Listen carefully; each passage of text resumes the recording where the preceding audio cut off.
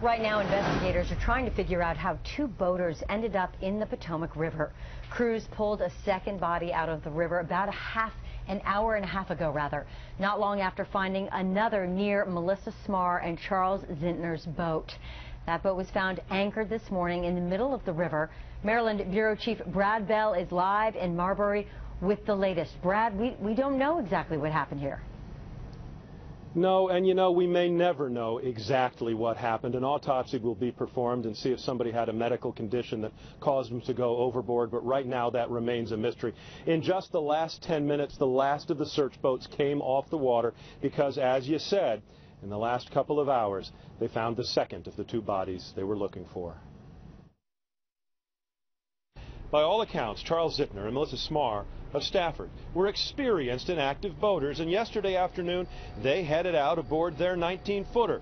When they didn't come home, a friend grew worried and last night called the Coast Guard. Maryland State Police flew on that and located the vessel.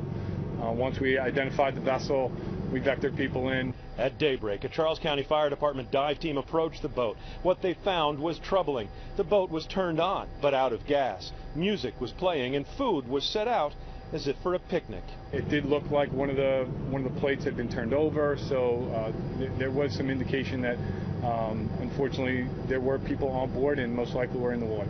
Late this afternoon, searchers found the body of a man about 1,000 yards south of Zintner and Smarr's still anchored boat. The search continued, and then near 3, the body of a woman was found within sight of the couple's boat. What happened may never be known, but a Marine officer points out the river can be unforgiving. If they happen to be swimming, which we don't know to be the case, but if the tide's going and they get in the water, it doesn't take much for you to be pulled away from the boat, and next thing you know, you're too far away from the boat and you're in trouble.